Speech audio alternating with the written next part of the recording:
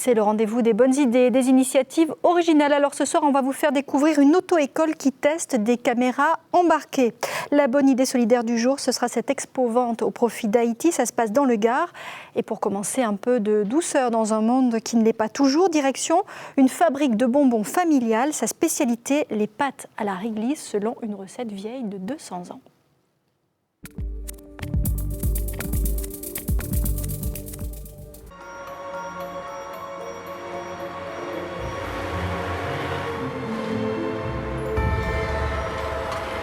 Bienvenue dans le monde coloré de la confiserie Osier-Chabernac. Dans ces chaudrons, des bonbons dragifiés prennent forme, un cœur tendre sous la carapace de sucre.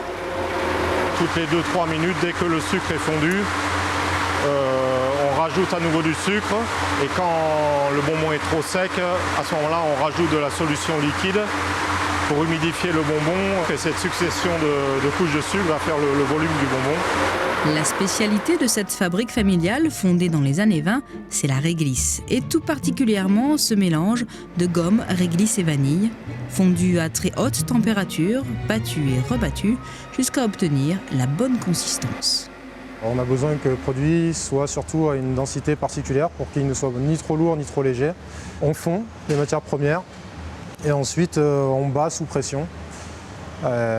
C'est tout, il n'y a rien de plus compliqué. Les machines peuvent changer, mais le principe reste le même.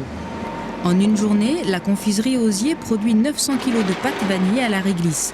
La grise, comme on l'appelle ici, est séchée puis découpée en lanières et enfin en carrés, prêts à être emballés. Je trie tout ce qui est petit, tout ce qui est non conforme. C'est pas un produit qui est coupé carré, hein. C'est artisanal de toute façon. L'usine produit aussi des gommes, de la guimauve, mais doit tout à la réglisse. L'histoire commence au XIVe siècle, quand la racine de réglisse, plante de la Méditerranée, passe des étagères des pharmaciens à celles des confiseurs. Donc à l'origine, en fait, c'était au Moyen-Âge où il y avait négoce du sucre de réglisse pour tout ce qui était pharmacopée, puisque Montpellier était un centre au niveau pharmacie, médecine, donc il y avait des grandes universités. Donc ils utilisaient le sucre de réglisse et la racine de réglisse pour des médicaments.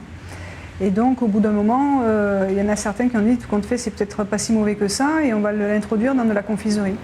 Avec sa nouvelle gamme de bonbons bio qui soignent, la confiserie Osier-Chabernac rend à la pharmacie ce qu'elle lui a emprunté quelques siècles plus tôt.